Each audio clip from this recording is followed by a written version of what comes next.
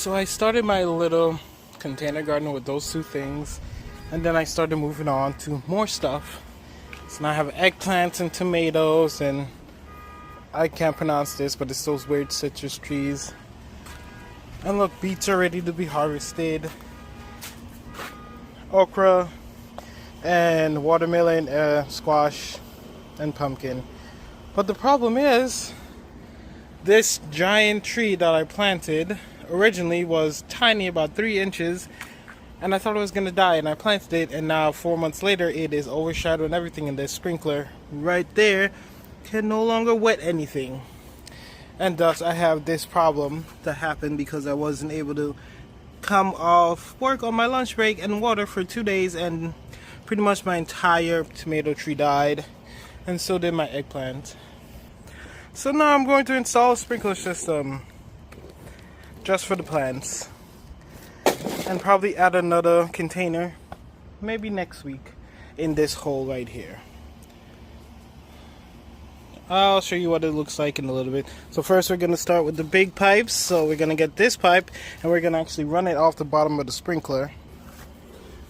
Just $2.50 from Home Depot. I have this pipe that's going to connect directly to the sprinkler system. No need to add it to your water hose, and everything stays the same. And now I have my drip lines installed on all of them. See, goes there, goes around that tree. That doesn't need a line because it gets sprinklers, but goes to my fig tree and the papaya tree that for some reason won't live, even though it is quite literally the one that was planted bigger when it was planted, because it was already over almost 2 feet tall when it planted. Grow really big, so about 3 feet tall, and then stopped. And the one that I thought was gonna die is now about 6 feet tall, overshadowing everything, which is the reason I'm installing the lines. And look, even has 2 little ones which I thought were dead because they were just like tiny little 1-inch seedlings when I planted them. Same amount of time, both of them been planted the same amount of time, and they took over.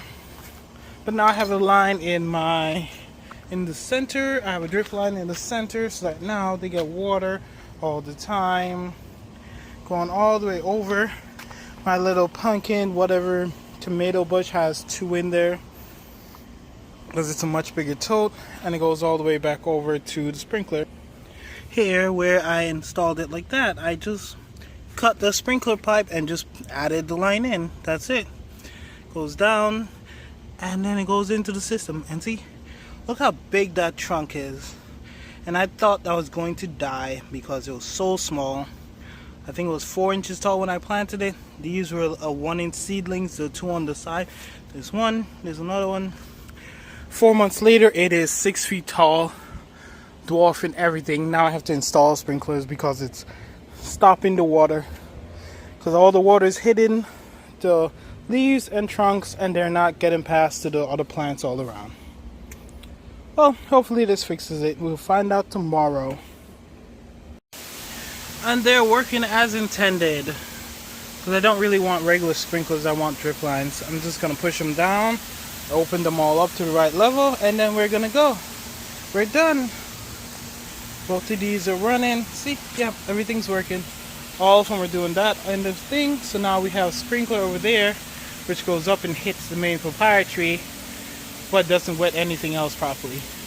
But now everything gets wet.